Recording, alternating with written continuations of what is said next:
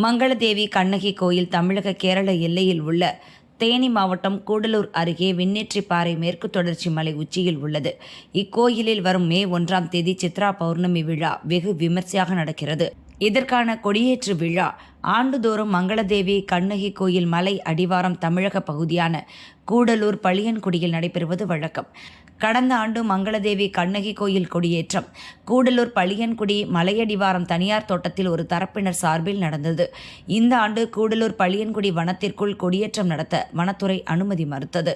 அதைத் தொடர்ந்து கம்பம் மங்களதேவி கண்ணகி கோயில் அறக்கட்டளை அலுவலக வளாகத்தில் சித்ரா பௌர்ணமி திருவிழா கொடியேற்றம் இன்று வெகு விமர்சையாக நடைபெற்றது. கண்ணகி உருவம் பொறித்த கொடி மற்றும் பச்சை மூங்கில் கொடி மரத்துக்கு சிறப்பு பூஜைகள் நடைபெற்றன. கொடியுடன் கூடிய கொடிக்கம்பத்தை அறக்கட்டளை நிர்வாகிகள் மற்றும் பக்தர்கள் சுமந்து வந்து நட்டு கொடியேற்றம் வெகு விமர்சையாக நடைபெற்றது. கொடியேற்றத்திற்கு பிறகு சிறப்பு பூஜைகள் நடைபெற்றன.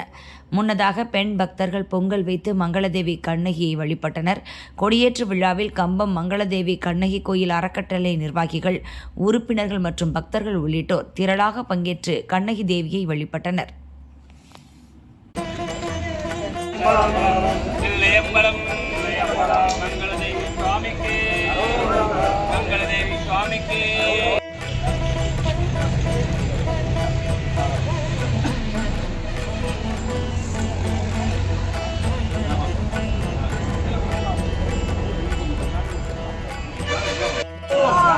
கொஞ்சம் மாறுங்கம்மா.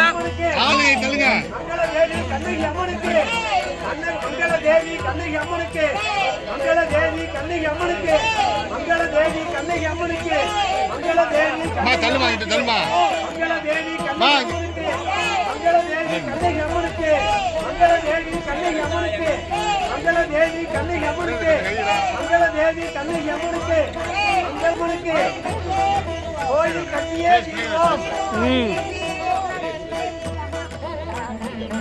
குறிப்பாக நாங்கள் எப்பெல்லாம் இந்த கோயிலுக்கும் மீனாட்சி அம்மன் கோயிலுக்கும் நெருங்கிய தொடர்பு உண்டு. ஏன்னா இந்த சித்ரா பௌர்ணமி அன்னைக்கு அங்கே ஆற்றுல அழகர் இறங்குவார். அதே சமயத்தில் நாங்கள் இங்கே சித்ரா பௌர்ணமி அன்னைக்கு அங்கே கோயில் கண்ணகி கோயிலில் ஃபங்க்ஷன் நடக்கும். அதே மாதிரி அங்கே எப்பெல்லாம் கொடியேற்றுறாங்களோ, எப்போ வருஷத்துல என்னைக்கு கொடியேற்றுறாங்களோ அதே தேதியில் இங்கே கொடியேற்றுவோம். இன்னைக்கு இந்த கொடியேற்றுறதுக்காண்டி காப்பு கட்டுறது அதெல்லாம் கண்ணகி கோயிலுக்காண்டி நாங்கள் பண்ணியிருக்கோம். இது இந்த 11 நாள் கழித்து அந்த கோயில் நிகழ்வுக்காண்டி முன்னேற்பாடான நிகழ்ச்சி இன்னைக்கு நடத்தினோம்.